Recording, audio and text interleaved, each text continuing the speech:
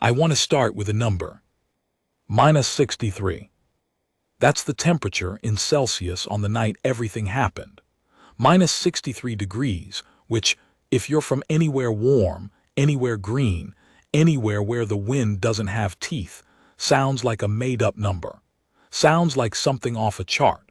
Sounds like the kind of thing that belongs in a textbook next to diagrams and disclaimers about exposure times. It doesn't sound like something a person survives. And that's exactly what the Keth thought. They found me at 2:17 hours local planetary time.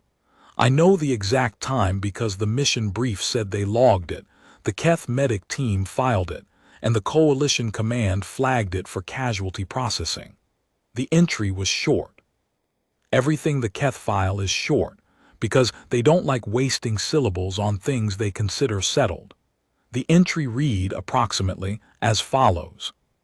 Human auxiliary, male, unresponsive, core temperature below viable threshold, no detectable pulse by standard probe, exposure duration unknown, recommend classification KIA, environmental. KIA, killed in action, except the action in question was a blizzard and I hadn't actually died. I just looked like I had. There's a difference, and the story of that difference, that specific, stubborn, infuriating human difference, is the one I'm going to tell you. It started 3 days before they found me in the snow. I need to paint the picture properly, because the picture is important. Kael'thas is not a planet anyone asked to be stationed on. If you know the Coalition's northern deployment zones, you know Kael'thas sits at the edge of what they call the Vyark Shelf, a strip of high-altitude plateau terrain that stretches roughly 400 kilometers between two mountain ranges that don't have human names because no human with any sense would name something that looks like that. They just call them the East Wall and the West Wall, because that's what they are. Walls. Rock and ice and altitude, with nothing gentle about them. The northern shelf itself is technically habitable. The Keth occupy it, which means it meets their minimum standards. The Keth are a cold-adapted species, bipedal, insulated under several layers of dense subcutaneous tissue, with an internal temperature regulation system that operates independently of external conditions. They don't feel cold the way we do. For them, -40 is brisk. -60 is what they'd call, and I'm translating loosely here, seasonable. Seasonable. I want you to hold that word. For a human being, -60 is not seasonable. -60 is the kind of cold that makes your lungs feel like they're being lined with glass. It's the kind of cold where exposed skin stops hurting after about 90 seconds, not because things are fine, but because the nerves are shutting down in sequence, and shutdown is the body's version of an error message. It's the kind of cold where your eyelashes frost over if you exhale wrong. I knew all of this when I signed the posting. That's important too. Nobody tricked me into Kael'thas. I read the climate file. I read the advisory notes. I even read the little addendum at the bottom of the Coalition Human Integration briefing that said, in very polite diplomatic language, that human thermal tolerance parameters may prove insufficient for extended northern operations and personnel should assess risk accordingly. I assessed the risk accordingly. Then I shipped out anyway, because that's what you do. My name is Emeka Osai. I was 29 years old when the blizzard hit. I was born in Accra, Ghana, which is, for those keeping track, one of the warmest cities on Earth. The irony of this is not lost on me, and I can tell you that my grandmother, who is still alive and still sharp as a surgical edge, had a great many things to say about it when I came home. I joined the 14th HAI Human Auxiliary Integration straight out of my 3rd year with the Coalition Ground Forces.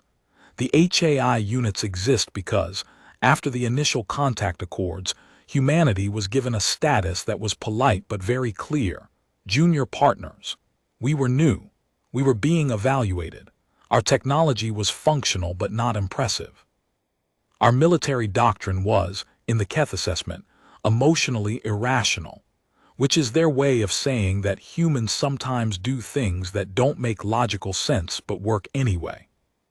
The HAI units were the compromise. Humans embedded with coalition forces, learning how the wider galactic military apparatus operated, demonstrating that we could function alongside species with different capabilities, different physiologies, different methods. It was partly diplomatic, partly practical. Mostly it was the galaxy's version of a probationary period. We were, in other words, being watched. The Keth watched us with particular attention. They were the dominant species in the Northern Coalition bloc, pragmatic, efficient, brutally analytical. They didn't dislike humans. Dislike implies emotional investment. They were more accurately described as skeptical. We were soft. We were slow to adapt. Our environmental tolerances were narrow. Our psychology produced outcomes that their models couldn't predict. That last one, I think, was the thing that actually bothered them. You can work around physical limitations. You can issue better gear, modify posting schedules, adjust ration requirements. The Keth understood all of that. What they couldn't model was why a human would stay in a position past the point where staying made sense. Why a human would keep moving when the logic of the situation said stopping was more efficient. Why a human body would, against all measurable evidence, refuse to do what the numbers said it should do. They were about to find out. The mission itself was a reconnaissance operation, standard classification, nothing glamorous. Coalition intelligence had flagged movement along the eastern ridge of the Vyark Shelf, roughly 40 kilometers from forward base Vyark 9. The movement signatures were consistent with a Veth scouting cell. The Veth were, at that time, in an active territorial dispute with the Coalition over the Kael'thos extraction zones. They weren't a species you wanted on your northern flank, especially not in winter. The operation was simple. 6-person team, push out to the ridge, confirm or deny Veth presence, relay coordinates if confirmed, extract within 18 hours. The team was mixed, 4 Keth soldiers and 2 humans. Me, and a woman named Sergeant Priya Vassant, who had been on Kael'thos longer than any other HAI member, and who I respected absolutely and without reservation. Priya had a way of moving through cold terrain that the Keth found genuinely confusing, not graceful, exactly, but stubborn. Like she had a personal disagreement with the environment and intended to win it through persistence alone. Our Keth team lead was a senior field operative named Terv Kos. Terv was tall even for a Keth. Their average height runs about 2.5 meters, and Terv cleared it by a noticeable margin. He had the kind of stillness that very competent soldiers develop, where they stop having to move to communicate authority. He just stood somewhere and the space organized itself around him. He was good at his job. He was also the person who filed the casualty report on me, and I don't actually blame him for that. Based on the information he had, it was the right call. I just want to be clear, he was wrong. We left the forward base at 1900 hours night cycle. The Keth operate comfortably in darkness. Their visual range extends significantly into infrared, and the cold doesn't slow their reaction time the way it does ours. For a human, an 18-kilometer night march across a frozen plateau in full cold weather gear is an exercise in maintaining focus against discomfort. For the Keth, it was probably something like a brisk walk. Priya and I had the gear. Coalition standard cold weather kit, human spec thermal underlayers, insulated exo-weave outer suit, heated boot liners, face protection with breath channeling, gloves rated to -70.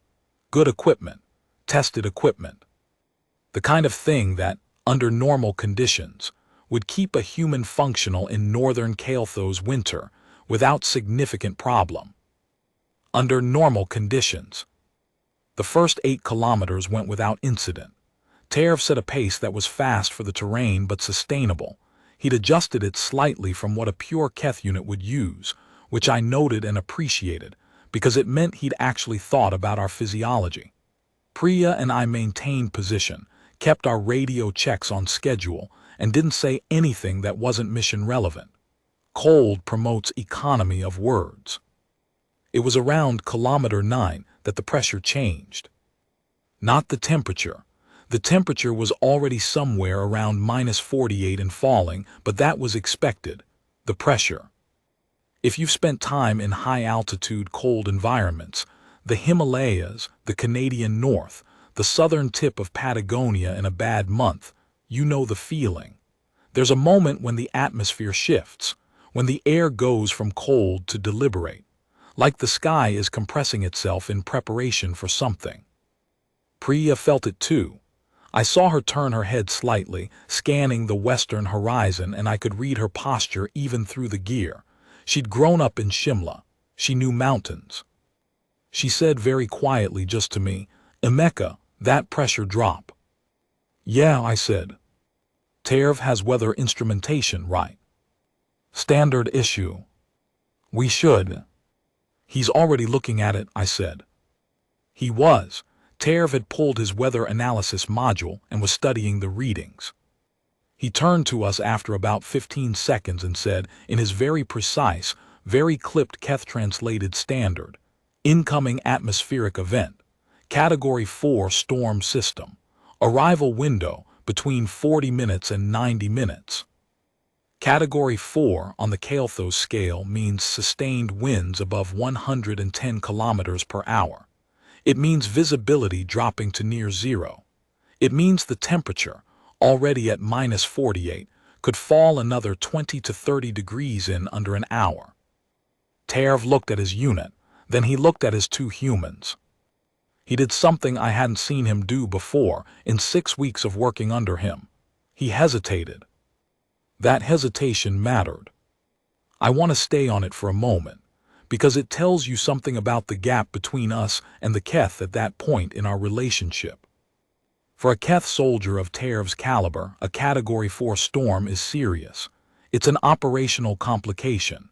It changes the risk calculation and requires adjusted protocols. But it's not existential. The Keth would shelter in place if possible, or push through if necessary, and they would do either without significant physical deterioration. Their systems handle it. For the 2 humans on that team, a Category 4 storm with a 40-minute arrival window, 40 kilometers from base, in -48-degree temperatures, that's not a complication. That's the scenario the cold weather casualty briefings are written about. Terv had run the numbers.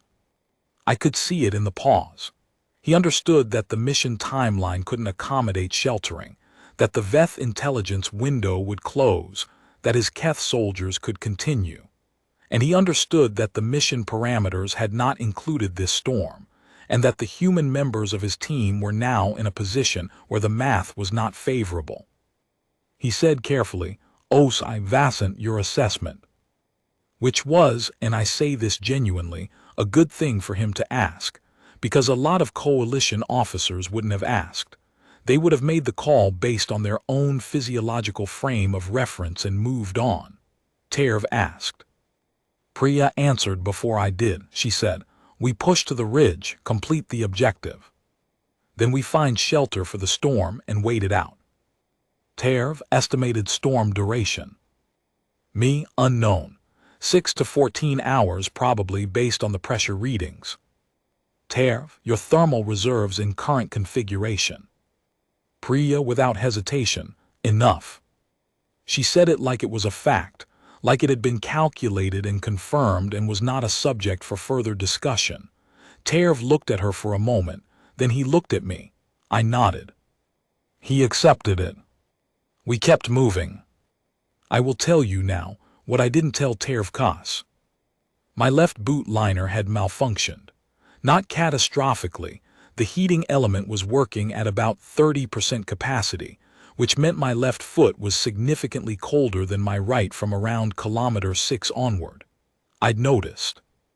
I decided not to mention it because we were already deployed. Turning back alone wasn't safe, and I knew Terv would have had to modify the mission plan if he'd known a human team member was operating with compromised equipment. I made a decision. It wasn't a good decision in retrospect. But I want to be honest about it, because the whole story hinges on it, and I think honesty requires me to say, I chose to continue knowing I was at higher risk than my equipment rating suggested. That's a human thing, I know it is. The Keth would not have done it. The Keth have a protocol for compromised equipment. You flag it, you report it, the mission adjusts. The logic is clean. One compromised element affects the reliability of the whole unit. And reliability is the Keth's foundational operational value. For me, the calculation was different, not smarter, just different. I thought, I know this foot is getting cold. I know what that means. I will monitor it. I will manage it. I will get through the objective and find shelter before it becomes unfixable. I was right about one of those things. The ridge took us another 40 minutes to reach. We crested it at approximately 21:40 hours, and we had maybe 12 minutes before the first edge of the storm front started rolling in from the west. 12 minutes is nothing in terms of time, but it was enough. The Veth signatures were confirmed, a scouting unit, 6 strong, positioned in a natural rock depression about 2 kilometers below the eastern ridge face. TERV's sensor array pulled complete positional data. We relayed it to Vyark 9. Mission accomplished. Clean, professional, efficient. And then the sky turned white. Not gradually. Not the way a storm usually builds with a preliminary gust, a warning pressure drop you have time to brace against. On Kael'thas in winter, storms arrive the way a door slams. One moment you're in the cold, but the cold is static, and the next moment the wind hits and everything is in motion. Everything. The snow doesn't fall in a storm like that. It moves horizontally. It moves upward. It has a sound, not howling. The way storm sounds are always described. More like a sustained, massive, utterly indifferent roar, like the planet itself is clearing its throat. Priya grabbed my arm immediately and we went aground. That's the right instinct in open high terrain during a wind event. You reduce your profile. You reduce the surface area the wind can push against. The Keth had already done the same, dropping into a low movement stance with practiced efficiency. TERV's voice came through the comm. Emergency shelter protocol, 200-meter bearing east-northeast.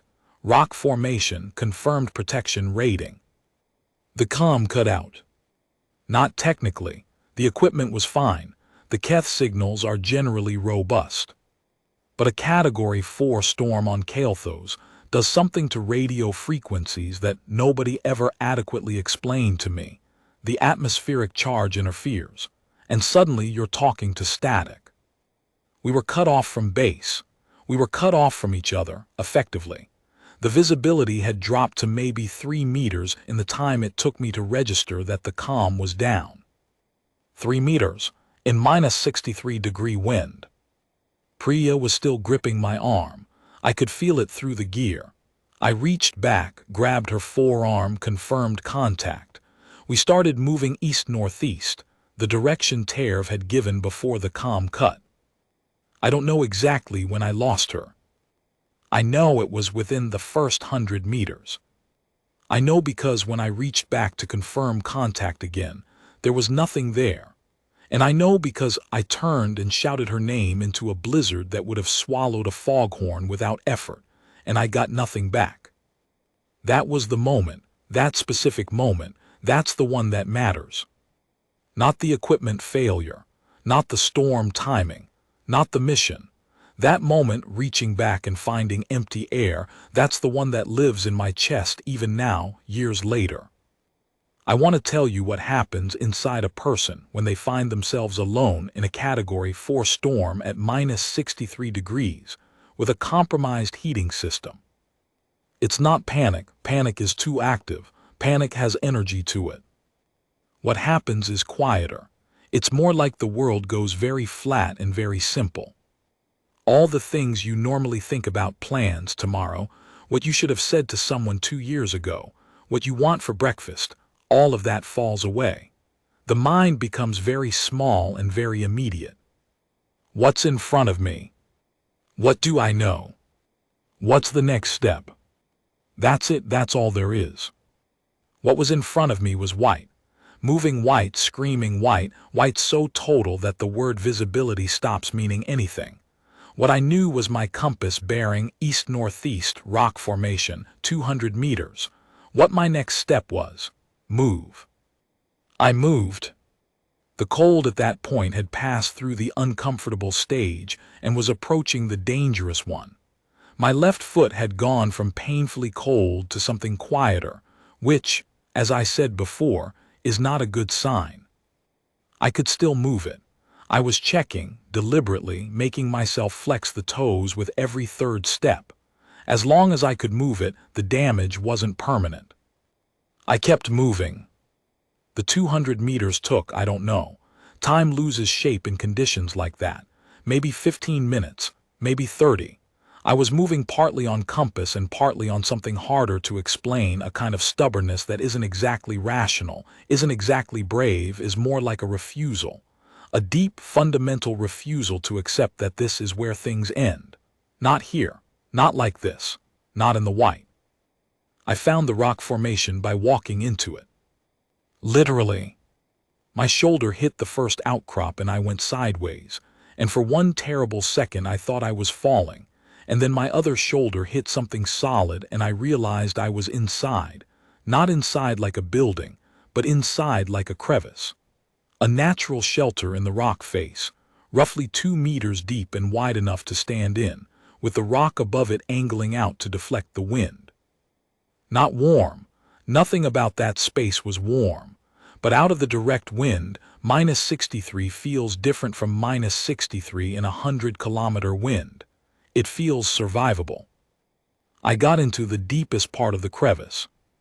I activated my emergency thermal layer, the innermost layer of the kit, which contains a chemical heat packet that activates on command and provides 6 to 8 hours of additional warmth. I had conserved it until this moment. I needed it now. The chemical heat activated. I felt it spread across my torso like something I don't have a clean word for. Relief is too small. It was closer to grace. I flexed my left toes, still there, still moving. I pressed myself against the rock and waited. Here is what the Keth don't know about waiting. They think waiting is passive. In their operational doctrine, waiting is what you do when all active options are exhausted, and resource preservation is the only rational behavior. You enter a minimal activity state. You conserve thermal energy. You calculate the probability of extraction and act accordingly. For a human, waiting is not passive. Waiting is the hardest active thing we do. Because our minds don't go quiet. Not really. We don't have a low-activity mode that the Keth seem to be able to access, this calm, efficient stillness where they can spend hours in reduced function and emerge intact. We spiral. We replay. We imagine. Every minute of real time contains about 40 minutes of internal time, and all of it is spent on the thing you can't fix right now. Priya, where was Priya? I went through it. I went through all of it. The moment I lost contact, the 3 meters of visibility, the storm which was showing no sign of easing. The probability that she'd found the same rock formation, or a different one, or... I stopped that thought. I stopped it hard. What do I know? What do I know is that Priya Vasant grew up in Shimla.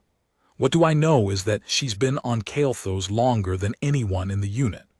What do I know is that her instincts are better than mine in cold terrain, and she grabbed my arm first, and she said enough like she'd already calculated the margin.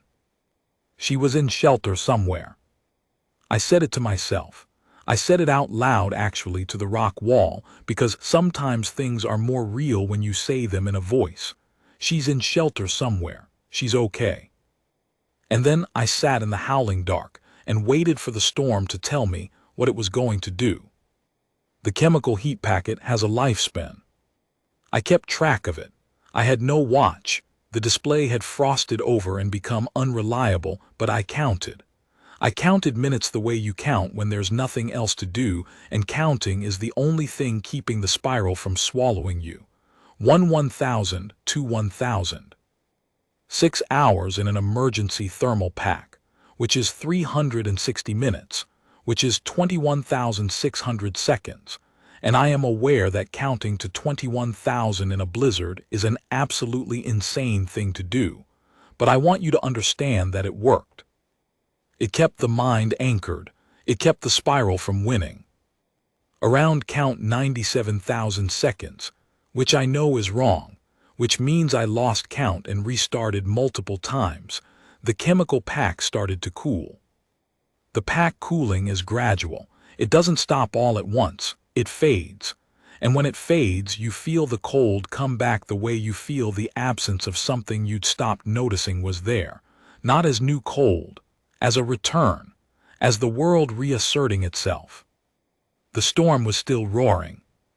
My left foot was a problem. I won't minimize it. When I flexed my toes this time, there was a delay in the response, not a long delay, a fraction of a second, but enough that I noticed. Enough that I knew we're past uncomfortable and past dangerous and approaching the conversation we don't want to have. I started working the foot, pulled the knee in, rotated the ankle, flexed every part of it I could reach with my hands through the boot. Movement drives circulation. Circulation drives heat. Basic physiology. It's not magical. It's not exceptional. It's just the machine doing what the machine does when you remind it to run. It hurt. By this point, the foot hurt, which was counterintuitively a good sign. Pain means the nerves are still talking. Pain means the tissue still has enough blood supply to generate a signal. Pain is the body complaining, and a body that's complaining is a body that hasn't given up. Mine was complaining loudly. Good, I thought, keep complaining. The Keth found me at 2:17. I want to tell you what that looked like from my perspective, because the after-action reports tell it from theirs, and I think the two versions together are the real story. The storm had begun to ease maybe an hour before, not stop, but ease. The roaring had dropped by a register. The wind had become possible rather than absolute. I had been in the crevice for somewhere between 7 and 9 hours. My chemical pack was cold. My thermal underlayers were doing the work they were rated for, and my left foot was a situation I was managing. I had not slept. This was intentional. The body's temptation in severe cold, when warmth is even slightly present, is to rest, to save energy by stopping the effort of wakefulness. This feels like the right thing to do. It is not the right thing to do. Sleep in compromised cold conditions is how you go from surviving to not surviving, and I knew this. And so I had spent the entire duration of the storm maintaining wakefulness by any means available. I counted. I recited things, the periodic table, which I knew imperfectly. The member states of the African Union, in alphabetical order, which I knew imperfectly but with great confidence. The complete recipe for my grandmother's groundnut soup, which I knew precisely, and which took approximately 17 minutes to recite in full detail, and which I recited 4 times.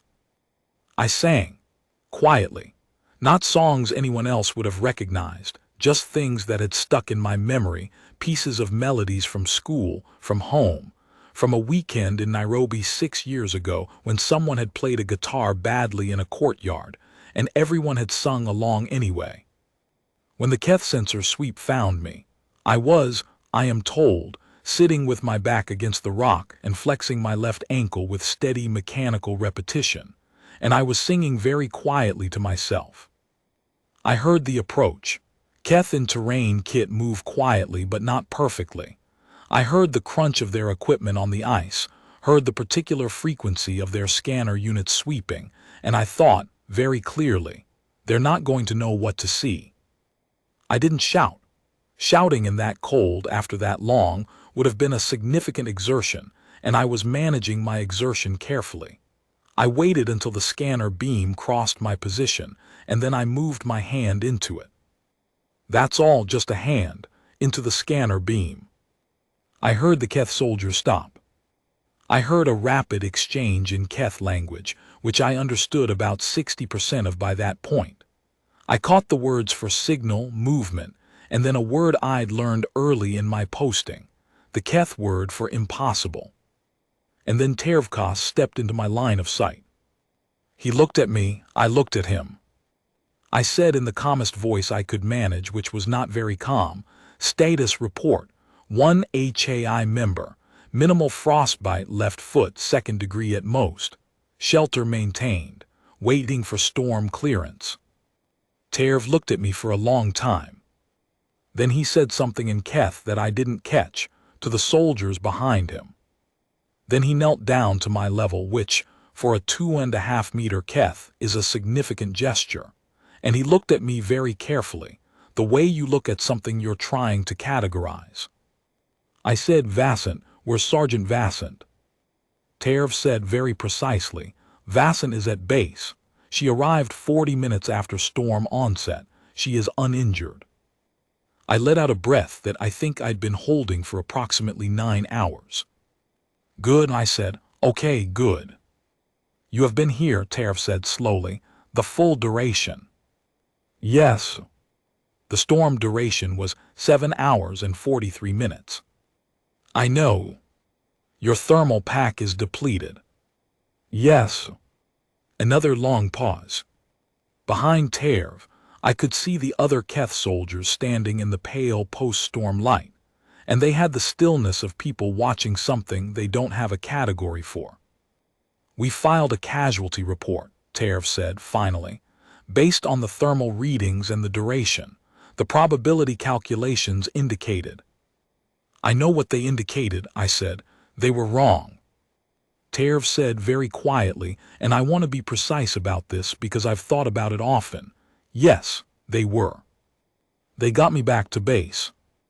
The left foot was 2nd degree frostbite, 2 toes, limited tissue damage, fully recovered within 6 weeks. The rest of me was cold and exhausted, and in need of about 4,000 calories and 16 hours of sleep, which I got in that order. Priya was there when I woke up. She looked at me the way people look at you when they've been afraid for you and are trying to be composed about it and are not succeeding. She said, "You counted, didn't you?" I said, "Periodic table, African Union, groundnut soup." She laughed. It wasn't a happy laugh. It was the laugh that happens when something releases like a pressure valve.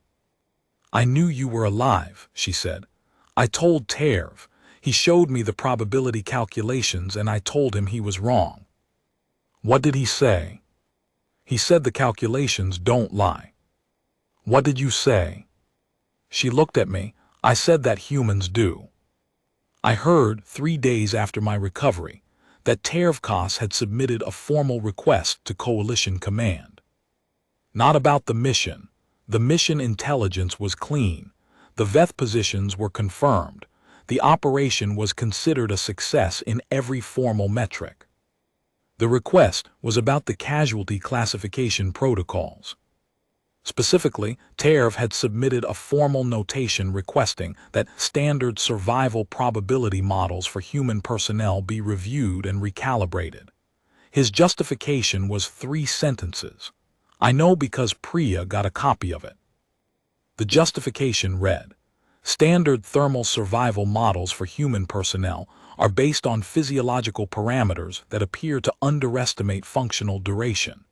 Case reference, my incident number.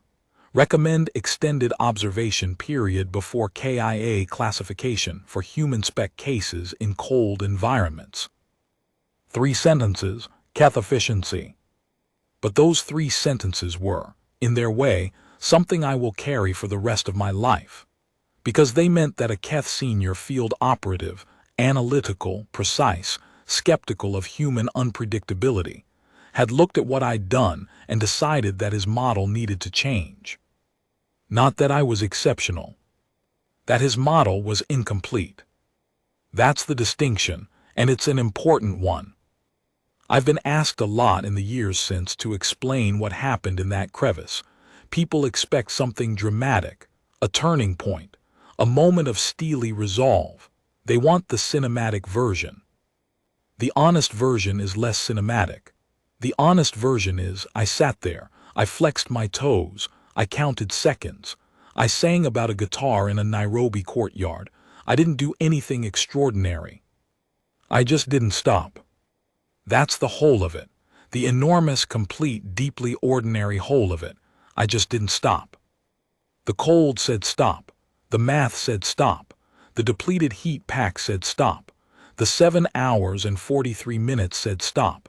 And something in me, not heroism, not bravery, not anything that deserves a special word, just said, no. Not yet. Not here.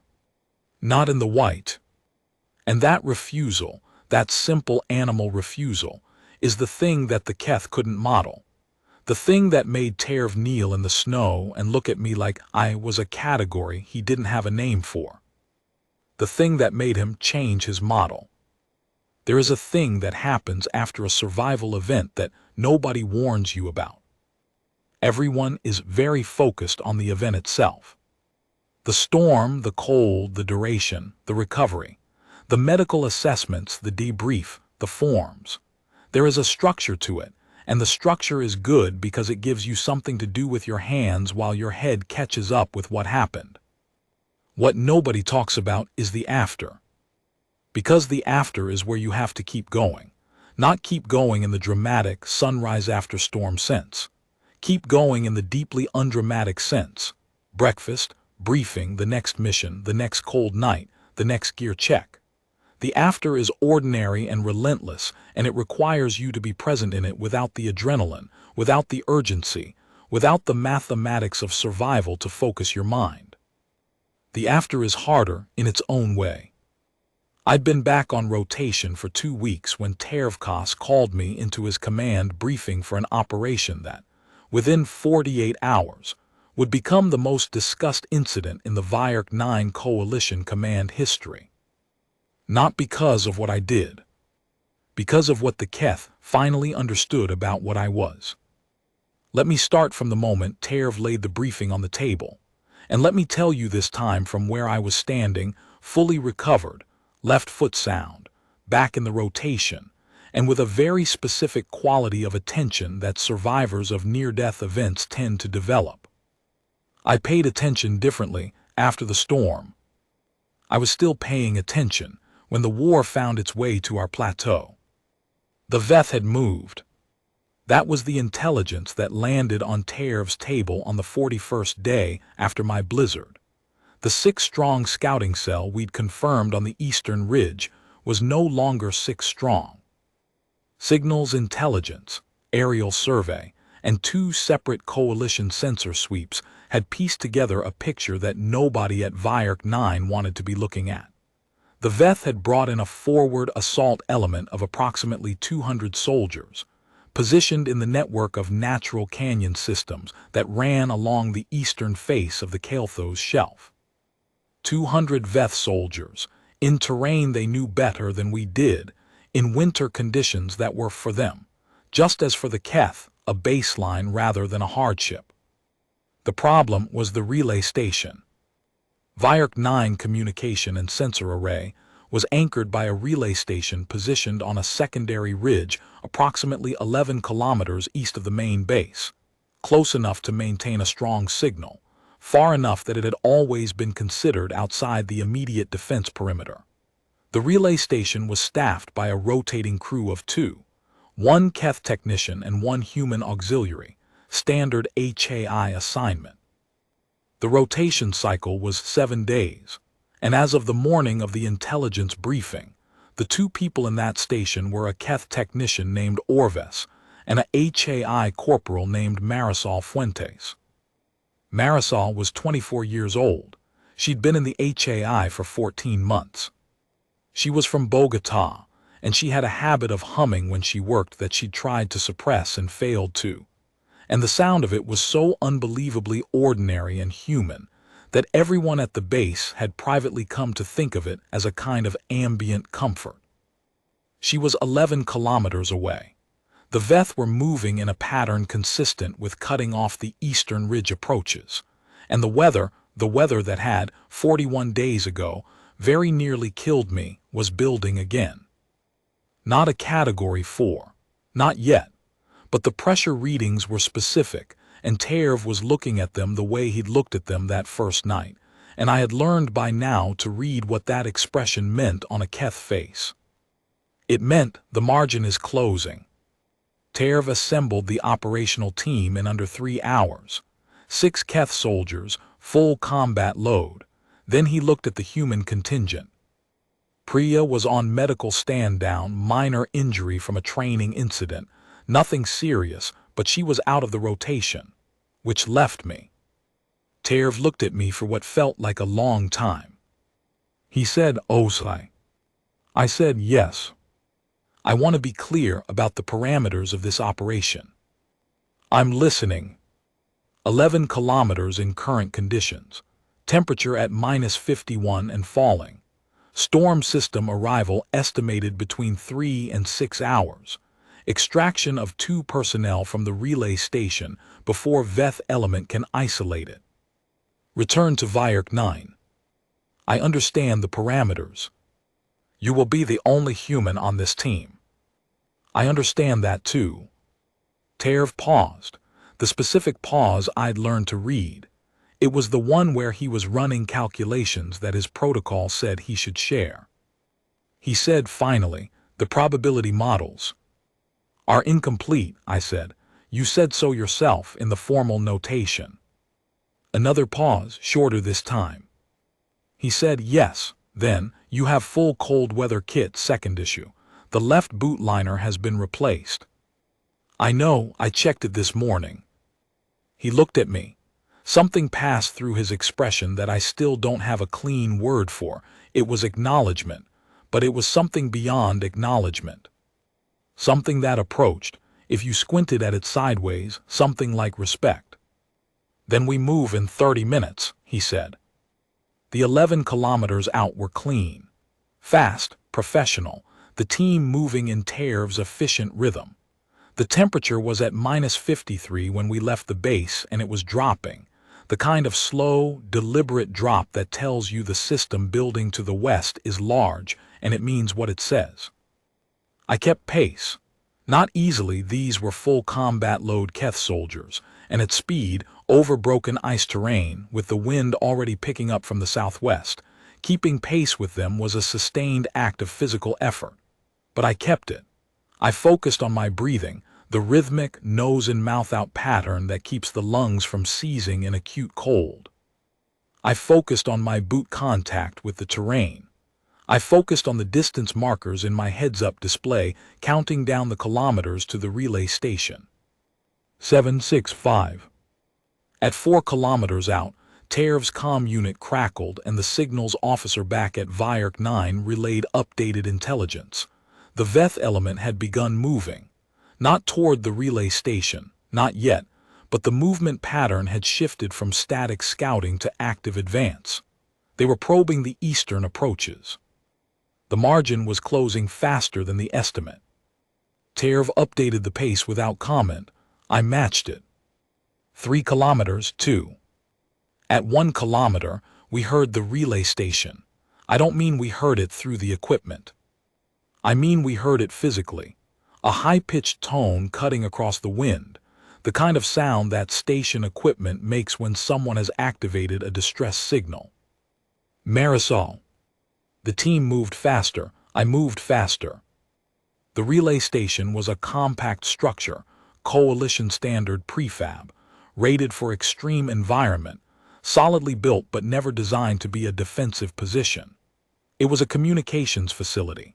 It had 3 exterior walls and a signal mast, and a door that locked from the inside, and that was essentially the extent of its military utility as a shelter. The Veth advance element had arrived before us. Not the full 200. That force was still moving through the canyon network, probably 20 minutes behind. But they'd sent a scout team ahead, maybe 12 soldiers, and they were already at the relay station perimeter. I could see their equipment in the pre-storm light. The Veth moved very differently from the Keth, lower to the ground, more lateral, a kind of skittering efficiency that's genuinely unsettling if you're not used to it. The station door was sealed. Marisol and Orves were inside. The Veth scout team was working on the door. Terv made the call in seconds, simultaneous approach from the north, drawing their attention while two Keth soldiers flanked east. Standard contact protocol. Clean. I was assigned to the north approach, with Terv and 3 others.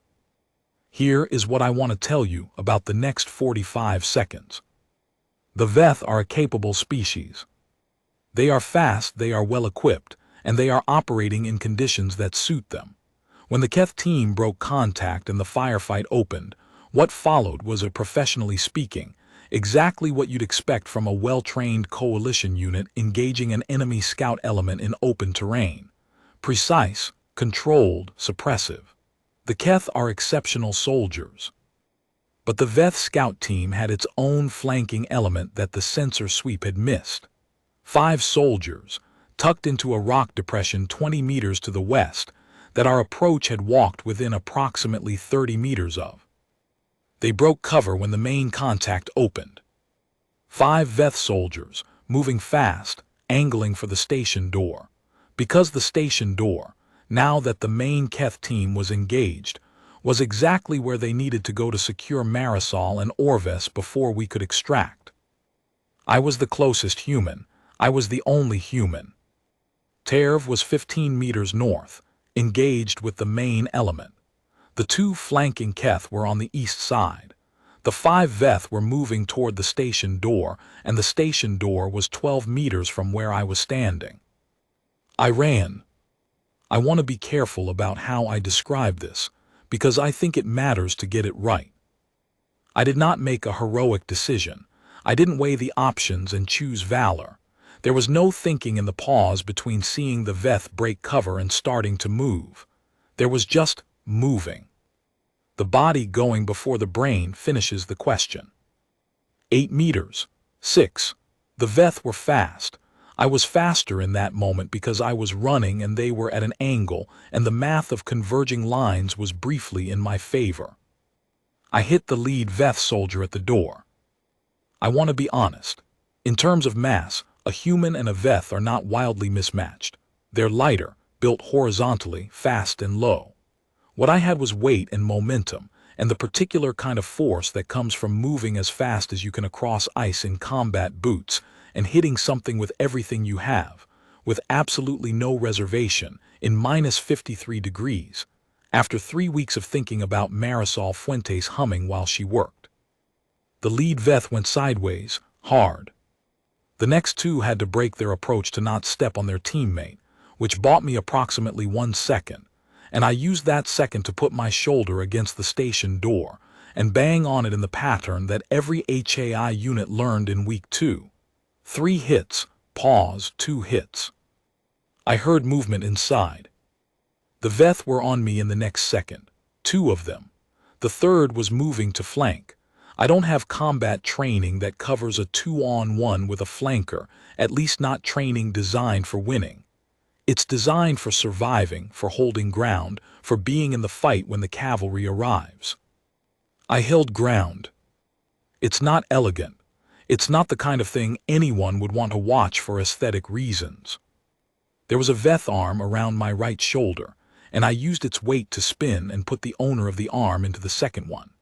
There was an impact on my left side that I didn't process the details of until much later. There was the very clear, very loud sound of the storm arriving, not the preliminary edge. The storm itself. The first full blast of wind that comes off the Kael'thos plateau when a major system makes landfall, and it hit us all. The door opened. Orves, the Keth technician, had opened it. And Orves, who was not a combat soldier but was a 2.5-meter Keth with the physical strength that implies, took one look at the situation and made a decision that I deeply appreciated. He put himself in the door frame. He didn't reach out. He didn't engage the Veth directly. He just filled the door frame, which a Keth can do with reasonable completeness, and he anchored himself, and he looked at me. I went through the door. Not gracefully, more like a controlled fall. Through the door into the station, and Orves stepped back and sealed it, and from outside I heard the Veth impact the door once, twice, And then the wind escalated to the point where even the Veth apparently decided that a sealed door in a Category 5 storm was a problem for another day. Category 5. The storm had jumped a classification in transit. That happened on Kael'thos. The shelf topography could accelerate a system unpredictably.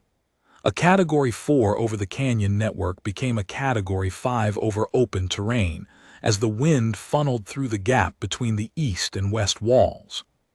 Category 5 was sustained winds over 150 kilometers per hour. We were inside, sealed, with the comms array fully operational because Marisol had kept it running throughout the approach and the firefight, because Marisol Fuentes from Bogotá had not stopped doing her job for one single moment since the Veth arrived. She looked at me when I got through the door. She was sitting at the comm station, headset on, the distress signal and the active contact relay both running simultaneously. She said, "Took you long enough." I was breathing so hard I couldn't immediately answer. She said with a calm that I still think about, "I kept the signal alive. Did you hear it at one click?" "Heard it at one," I confirmed when I had enough breath. "Good." She turned back to the comm board. "Terv's team is pinned north of the perimeter. I've been relaying their position to Vyark 9. Reinforcement ETA is 40 minutes. Storms at Category 5. "I know." She didn't look up. "The station is rated to Category 6. I leaned against the interior wall and slid down it until I was sitting on the floor. And I did an inventory of myself in the way you do after a contact situation, checking the things that might be wrong before the adrenaline finishes masking them. Left shoulder, impact, probably a bruise, nothing structural. Left side, where the Veth had hit me, that was more interesting. There was a definite tender area, could be a rib. I moved and breathed and decided it was not a rib, or if it was cracked and not broken, and cracked was manageable. Left foot fully functional. The new boot liner was doing its job. Marisol, without turning around, said, "You're doing the thing where you sit down and don't say anything and check yourself for damage." "Yes." "What's the count?" "Left shoulder bruise. Possible cracked rib, otherwise operational." "Okay," she typed something. "I'm logging that for the medical team." Marisol. "Oh, good work keeping the comm up." She was quiet for a second.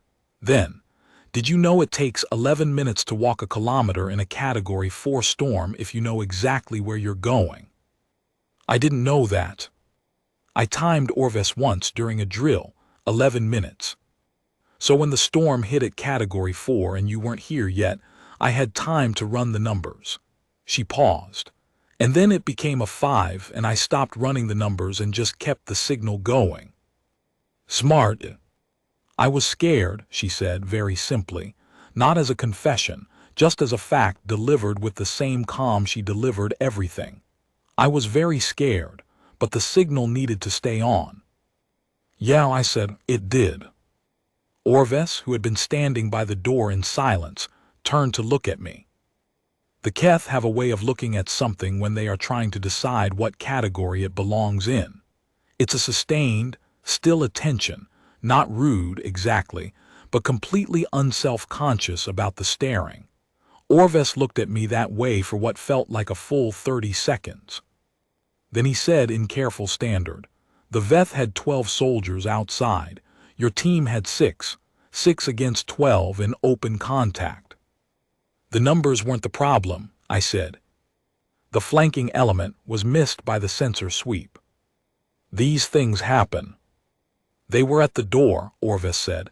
"He wasn't challenging me. He was reconstructing, processing. You were the nearest team member, you ran." "Yes." "You ran at 5 of them. Seemed like the right call at the time." Orves was quiet. Then he said slowly, "I have read the casualty report from 41 days ago, the storm. Everybody's read it by now." "I read it before you came here," he said. "When I learned you were part of the extraction team, I read it because I wanted to understand." He paused, searching for the word. The configuration. What kind of soldier was coming to my station? And the report suggested you were the kind of soldier who died in cold conditions. I almost laughed, not quite. The report was wrong. Yes, said Orvis. I had already begun to suspect this before you arrived. What made you suspect it? He was quiet for a moment. Then he said something in Keth that I understood most of, a phrase that translates, approximately, as a thing that declines to follow its own calculation. I asked him what he meant. He said carefully, the report calculated probability of survival at 4%. You survived. This tells me the calculation was missing a variable. He looked at me steadily. You are that variable. The storm held us in the relay station for 6 hours. 6 hours in a space designed for 2, now holding 4, with a Category 5 storm doing its best to be heard through walls rated to Category 6.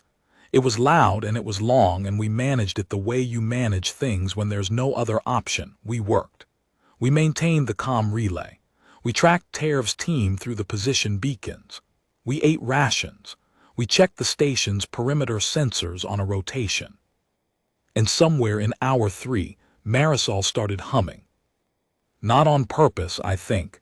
It was the thing she did when she worked. She'd said she'd tried to stop it and couldn't.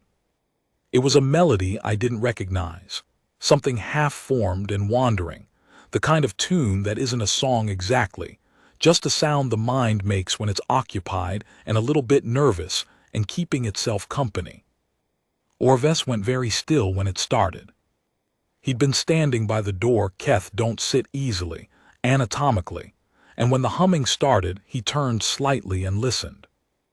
After maybe a minute, he said, to nobody in particular, "What is that?" Marisol looked up. "Sorry, I know it's annoying." "It is not annoying," Orvis said, with genuine Keth precision. "I am asking what it is." "Just I hum when I work. It's a thing I do." "It is a sound produced for no functional purpose." "Yeah, pretty much." Orvis was quiet. "Then you produce non-functional sound at sub-crisis intervals in a high-stress environment." "I do, yes." "This is common for humans." "Very common." Orvis considered this. In Keth doctrine, the production of non-functional output in an operational environment is categorized as a resource inefficiency. In human understanding, I said from my position on the floor, it's categorized as keeping sane. Orvis turned to look at me. "These are different categories." "Yes," I said, "they are." At hour 5, Tervkos made contact. His team had extracted from the contact zone and found shelter, a natural rock formation, ironically not unlike the one I'd survived in 41 days before. His comm message was brief and characteristically Terv. "Station team, status." Marisol answered, 4 personnel, all functional, station secure, comms fully operational. A pause, then, "Osai." "Me functional." Another pause, longer than the operational requirement would suggest. Then Terv said, "The reinforcement team reports they are holding at the base perimeter due to storm conditions. They have confirmed our position beacons." "Me understood, will hold." "Osai." "Yes." "Your approach, the flanking element. I did not see them until the contact was already engaged." "Neither did I not until they moved." "You assessed and acted in approximately 2 seconds." "Something like that." Another pause. And then Terv said something that I've thought about many times, in the years since, in the way you think about things that arrive clean and land deep. He said, in the Keth operational assessment system, a soldier's reliability score is based on consistency between expected behavior under known conditions and actual performance. High reliability means the soldier does what the model predicts. You are consistently scoring outside the predicted range. This is, in Keth classification, an anomaly. "I know," I said. I want you to understand, Tariff said, that I am updating what I consider to be the predicted range. I didn't answer immediately. He said, this is the closest I can come in my language to what I am trying to express. I am not able to express it in the way I believe you would recognize it as, but I wanted you to hear it. I heard it, I said, thank you, Tariff. Static for a moment, then status check in 2 hours, hold your position. Holding, I said. The storm broke around 600. Category 5 storms on Kael'thas don't end gently. They go from roaring to gone in a span of maybe 20 minutes, the system moving east off the plateau and taking its noise with it. You notice the absence before you process it consciously. Something in your body realizes the vibration has stopped before your brain registers silence. Orves opened the station door. The post-storm light on the northern Kael'thas shelf is something I don't have the right words for. It comes in at a low angle, off the snow, bouncing upward in a way that makes everything look illuminated from below, and the air is so clear after a major weather system that you can see detail at distances that feel wrong. The east wall, 30 kilometers away, was visible in complete topographic detail. Marisol stood in the doorway beside Orves and looked at it. She said very quietly, "It's beautiful." Orves looked at her, then looked at the plateau. He said, "The storm deposited approximately 4 meters of new snow accumulation, and the temperature has dropped to -67. It represents significant operational complication for the extraction window." "Yeah," said Marisol, "it's also beautiful." Orves processed this. Then he turned back to the plateau and he looked at it again, and I watched him look at it. And I won't claim to know what was happening in a Keth mind in that moment, because I don't have that insight, and I believe in being honest about the limits of what I can know. But he looked at it for a long time, longer than the operational situation required. And then he said, very carefully, with the precision of someone using a word they haven't road tested before, "Yes, there is something about the configuration that is," he paused, "notable." Marisol looked at him, a small smile. "Notable," she said. "That works." The reinforcement team reached us at 8:30. 12 Keth soldiers, full combat load, and a coalition medic unit that included a human physician named Dr. Ichterberg, who looked at me with the specific expression of a person who has read a casualty report, and then found its subject alive, and is mentally filing an addendum. She said, "Corporal Osai, you've been out here since yesterday." "Since yesterday evening, yes." "In a Category 5 storm. The station is rated to Category 6. And before the storm, you were in a combat engagement." "Briefly." She did her assessment, the shoulder, the rib, the foot, the general evidence of a sustained bad night, and made the appropriate notes.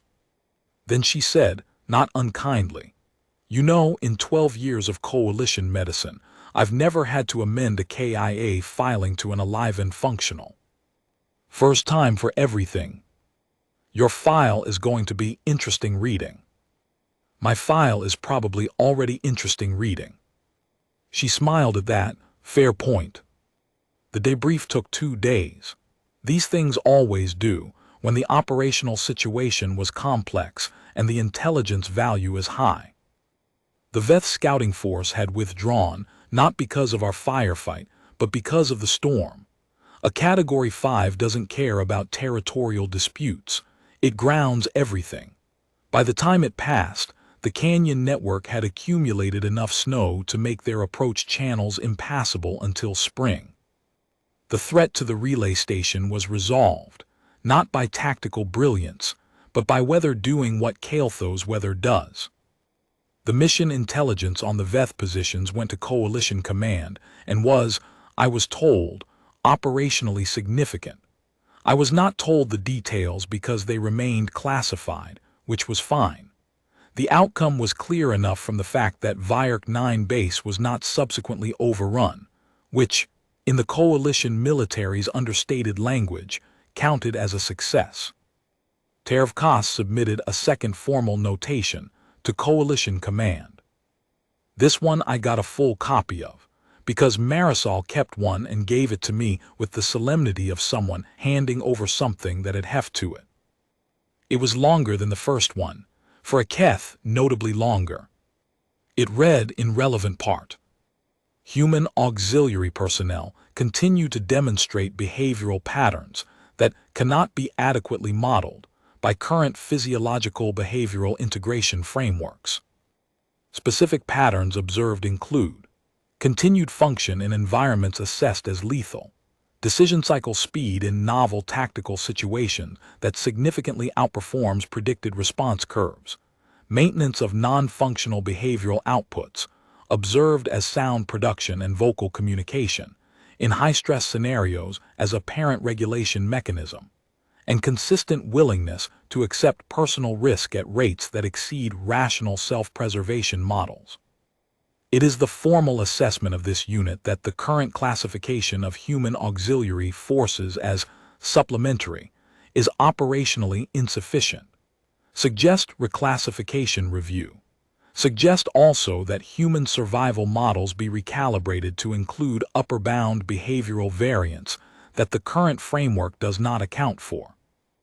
Note for record, the variable that the current model is missing does not appear to be physiological. It appears to be categorical, a further variable for which we do not currently have notation.